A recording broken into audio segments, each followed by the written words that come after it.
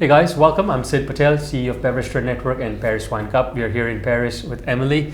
Emily is a sommelier in Paris and also helps a lot of French wineries export into other markets, especially the US market. So Emily, thanks for joining us. Thank you for having me. I really wanted to ask you tips for French wineries, especially trying to grow their market into other countries like China, UK, US. Where do they start? What are some good tips for export managers, and what have you been experiencing? What is a good way to find importer? So what I find actually is it seems probably easy for us to think about that, but the biggest problem I find is actually language.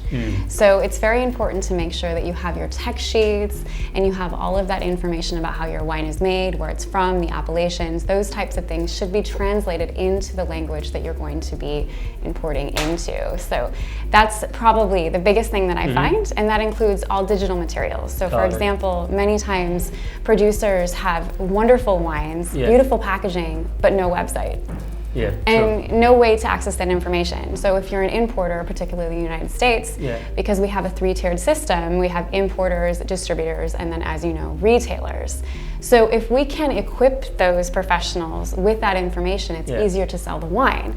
So if I'm an importer and I'm going to choose a wine to put into the market, and I have all of the information I need translated into the language, it's going to be a lot easier for me to sell that wine. So it's those types of little basic things that we don't necessarily think about when we're in our own language that I find is the biggest kind of pain point.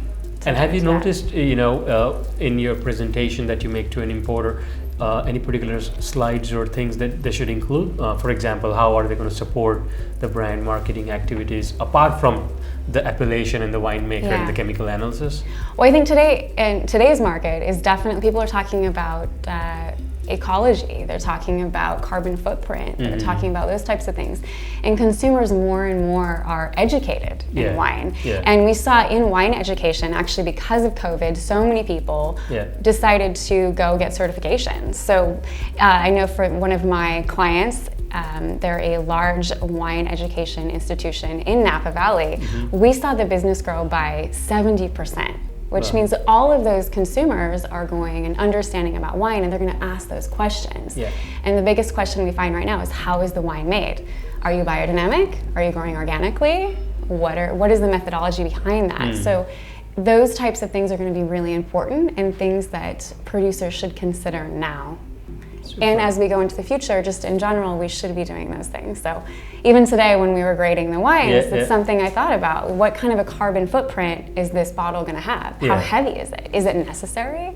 So those types of things. Nice. So Emily, where can people find you? What are you doing to help people, especially the French wineries, and just let us know where people can find you. So I have a blog called pariswinegirl.fr where I share different tips, I share travels, I talk about new producers that I find. So all of that is on pariswinegirl.fr, and then you can find me on several different social media sites. So I'm on LinkedIn, Facebook, Instagram, all of the fun stuff that we find in the world of wine.